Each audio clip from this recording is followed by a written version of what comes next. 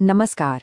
आज के इस विशेष विश्लेषण में हम 1757 के प्लासी के युद्ध की एक ऐसी फोरेंसिक जांच करने वाले हैं जो किसी को भी हैरान कर दे। इसे सिर्फ एक आम जंग समझना इतिहास की सबसे बड़ी भूल होगी। बंगाल, जो उस वक्त भारत का सबसे अमीर सूबा था, वो अचानक कैसे ढह गया? आइए एक मॉडर्न खोजी इतिहासकार की नज़र से इस तबाही के पीछे का सच उजागर करते हैं। जरा इस आंकड़ी पर गौर करते हैं। एक तरफ 50,000 सैनिकों की विशाल सेना और दूसरी तरफ सिर्फ 3,000 सैनिक, और ये पूरी बाजी महज एक दोपहर में पलट गई। आखिर इतनी बड़ी सेना इतनी छोटी टुकड़ी से कैसे हार सकती है? ये बात आसानी से हजम नहीं होती। सच तो ये है दोस्तों कि इस सेना के हारने का असली कारण हथियार नहीं बल्कि राजनीति और एक बहुत बड़ा धोखा था। इस पूरे बवाल की जड़ तक पहुंचने के लिए हमें दस्तक को समझना होगा। बंगाल में बारूद पहले से ही सुलग रहा था। वहां की युवा और काफी आक्रामक नवाब Sirajuddaulah British East India company की नीयत पर गहरा शक करने लगे थे। अंग्रेज बिना इजाजत कलकत्ता में किलेबंदी कर रहे थे, पर सबसे बड़ा मुद्दा था ये दस्तक, यानी व्यापारिक विशेषाधिकार, जिसका अंग्रेज खुलेआम गलत इस्तेमाल कर रहे थे। इस एक चीज ने युवा नवाब के गुस्से को आसमान पर पहुंचा दिया था। अब नवाब चुप बैठने वालों में से तो थे नहीं। उन्होंने गुस्से में आकर कलकत्ता पर हमला किया और उसे अपने कब्जे में ले लिया। लेकिन इसका जवाब भी उतना ही तेज और खतरनाक आया। मद्रास से कर्नल रॉबर्ट क्लाइव जंगी जहाजों और फौज की एक टुकड़ी के साथ उत्तर की तरफ निकल पड़ा। अंग्रेजों ने कलकत्ता तो वापस छीन ही लिया, पर क्लाइव की नजरें अब कहीं और थीं। एक खोजी नजरिए से देखें तो क्लाइव समझ चुका था कि जब तक सिराज गद्दी पर बैठा है, अंग्रेजों का भविष्य सुरक्षित नहीं है। अब उसे कोई शांति समझौता नहीं बल्कि बंगाल पर पूरा कंट्रोल चाहिए था।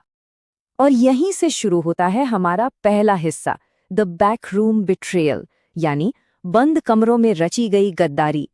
देखिए, हर जंग मैदान में नहीं जीती जाती। क्लाइव एक बेहद चतुर रणनीतिकार था। वो अच्छी तरह जानता था कि अगर आमने सामने की टक्कर हुई तो उसकी छोटी सी सेना नवाब की विशाल आर्मी के सामने तिनके की तरह उड़ जाएगी। तो उसने क्या किया? उसने सीधे युद्ध के बजाय जासूसी और साजिश का रास्ता चुना। उसने बंगाल के अमीर व्यापारियों, ताकतवर जगत सेठों और सबसे बड़े मोहरे नवाब के अपने सेनापति मीर जाफर के साथ गुप्त समझौते किए। डील बिल्कुल साफ थी। मीर जाफर मैदाने जंग में अपने ही राजा को धोखा देगा और बदले में अंग्रेज उसे बंगाल का अगला नवाब बनाएंगे। गद्दारी का जाल पूरी तरह बिछ चुका था। अब आते हैं दूसरे हिस्से पर, द एसिमेट्रिक बैटलफील्ड, एक बेहद असमान युद्ध का मैदान। दिन था 23 जून 1757। हुगली नदी के किनारे प्लासी के आम के बाग। सुबह का वक्त, बेहद उमस भरा मौसम और आसमान में छाए हुए बादल। ये सिर्फ एक फिजिकल बैटलफील्ड नहीं था बल्कि एक साइकोलॉजिकल वॉर जोन बन चुका था। ये मुकाबला किसी भी एंगल से बराबरी का नहीं था, बिल्कुल डेविड और गोलियात की तरह। एक तरफ नवाब की जबरदस्त ताकत, 50,000 सैनिक, भारी घुड़सवार सेना, सजे धजे हाथी और 53 विशाल तोपे जिन्हें अनुभवी फ्रेंच सैनिक चला रहे थे। और दूसरी तरफ क्लाइव के महज 3,000 आदमी, जिनमें लगभग 800 लाल कोट वाले यूरोपियन सैनिक और 2,200 अनुशासित भारतीय सिपाही। उनके पास बस कुछ छोटी तोपें थी। आंकड़ों के माने तो क्लाइव की हार बिल्कुल पक्की थी। जंग की टाइमलाइन कुछ इस तरह थी। सुबह 8 बजे भारी तोप खाने की गूंज के साथ शुरुआत हुई। फ्रेंच तोपों ने इतना भयानक हमला किया कि अंग्रेजों को पीछे हटने पर मजबूर होना पड़ा। क्लाइव ने अपनी सेना को आम के बागों की आड़ में छिपने का आदेश दिया। कई घंटों तक यही लग रहा था कि नवाब का पलड़ा भारी है, लेकिन फिर दोपहर में कुछ ऐसा हुआ जिसने इतिहास की दिशा ही बदल दी। और यहाँ एंट्री होती है हमारे तीसरे हिस्से की, द मॉनसून कैटलिस्ट, यानी मौसम का वो निर्णायक मोड़। दोपहर के वक्त अचानक आसमान में काले बादल घिर आए और एक भयानक मनोवैज्ञानिक तनाव के बीच मूसलाधार मानसूनी बारिश शुरू हो गई। ऐसा लग रहा था मानो आसमान से पानी नहीं, नवाब के लिए आफत बरस रही हो। हम अक्सर जंग में हथियारों की बात करते हैं, लेकिन सप्लाई मैनेजमेंट कितना जरूरी होता है वो यहाँ साफ दिखा। अंग्रेजों की बारीक तैयारी और नवाब की भयानक लापरवाही के बीच का जमीन आसमान का फर्क यहाँ उजागर हुआ। जैसे ही बारिश शुरू हुई, अंग्रेज पूरी तरह तैयार थे। उन्होंने तुरंत बड़े तिरपाल निकाले और अपने बारूद को ढक दिया, जिससे वो बिल्कुल सूखा रहा। वहीं दूसरी तरफ नवाब की सेना ने अपना बारूद खुले में छोड़ दिया था। नतीजा, कुछ ही मिनटों में नवाब की उन 53 विशाल तोपों का बारूद पानी में घुलकर कीचड़ बन गया। उनकी सबसे बड़ी ताकत हमेशा के लिए खामोश हो चुकी थी। अब नवाब का बारूद तो कीचड़ बन चुका था, पर उन्हें लगा कि शायद अंग्रेजों का भी यही हाल होगा। और यहीं पर नवाब के वफादार घुड़सवार सेनापति मीर मदान ने एक रणनीतिक आत्महत्या कर ली। ये सोचकर के अंग्रेजों की बंदूकें भी बेकार हो चुकी होंगी, मीर मदान ने अंग्रेजों को कुचलने के लिए एक जोरदार घुड़सवार चार्ज कर दिया। पर ये एक जानलेवा गलतफहमी थी। जैसे ही वे आगे बढ़े, अंग्रेजों ने अपने सूखे बारूद से तोपों और बंदूकों का मुंह खोल दिया। मीर मदान उस भयानक और सूखी गोलाबारी का सामना नहीं कर पाए और वहीं ढेर हो गए। इसके बाद आता है चौथा हिस्सा, द फाइनल फेटल फ्लॉ, यानी आखिरी और सबसे घातक भूल। मीर मदान का मारा जाना सिर्फ एक सैन्य नुकसान नहीं था, ये वो पॉइंट था जहां नवाब सिराजुद्दौला का साइकोलॉजिकल ब्रेकडाउन शुरू हो गया। अपने सबसे काबिल और वफादार सेनापति को अचानक मरते देखकर युवा नवाब पूरी तरह घबरा गए।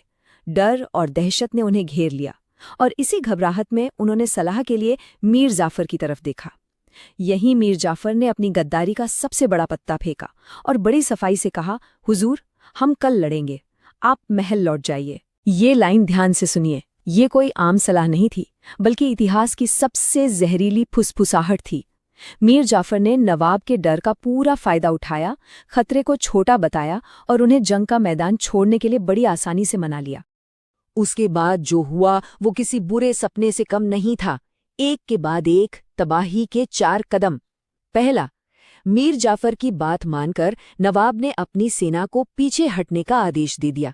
दूसरा, सिराज खुद एक तेज ऊंट पर बैठकर अपनी राजधानी मुर्शिदाबाद की तरफ भाग निकले।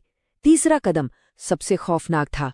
मीर जाफर की आर्मी की एक बहुत बड़ी टुकड़ी बिना एक भी गोली चलाए मूर्ति की तरफ वहीं खड़ी रही।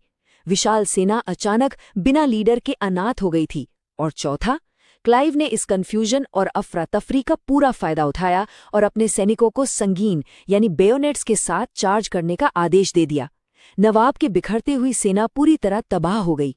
और अब बढ़ते हैं आखिरी हिस्से की तरफ, द एम्पायर्स फाउंडेशन, साम्राज्य की नींव। शाम के 5 बजे तक प्लासी का ये पूरा खेल खत्म हो चुका था। अगर हम इस पूरे घटनाक्रम का एक निष्पक्ष विश्लेषण करें तो ये साफ हो जाता है कि ये कोई आम जंग की हार नहीं थी। बंद कमरों में हुई गद्दारी, सप्लाई मैनेजमेंट का टोटल फेलियर और एक घबराए हुए शासक की रणनीतिक गलतियों ने भारत में पॉलिटिकल पावर को हमेशा के लिए बदल कर रख दिया। और इस तबाही के सेंटर में सिर्फ एक नंबर है, 3000। भारत के सबसे अमीर सूबे को निगलने के लिए अंग्रेजों को लाखों की सेना नहीं चाहिए थी, सिर्फ 3000 अनुशासित सैनिक, मीर जाफर जैसा एक गद्दार और बिन मौसम बरसने वाली उस मानसूनी बारिश ने वो काम कर दिया जो शायद दुनिया की कोई बड़ी से बड़ी आर्मी भी नहीं कर पाती। तो आखिर में एक दिलचस्प सवाल जरूर उठता है, क्या होता अगर उस दोपहर आसमान में काले बादल नहीं छाते, अगर वो मूसलाधार बारिश नहीं होती और नवाब का बारूद सूखा रहता, तो क्या मीर मदान मारे जाते? क्या मीर जाफर की वो साजिश कभी कामयाब होती? और सबसे बड़ा सवाल, क्या भारत में ब्रिटिश एम्पायर का कभी जन्म होता? इतिहास का रुख अक्सर बारिश की इन्हीं बूंदों और इंसानी फितरत के ऐसे ही धोखों पर टिका होता है। आज की चर्चा यहीं खत्म होती है। ऐसे ही किसी और रहस्य को सुलझाने के लिए जल्दी ही लौटेंगे।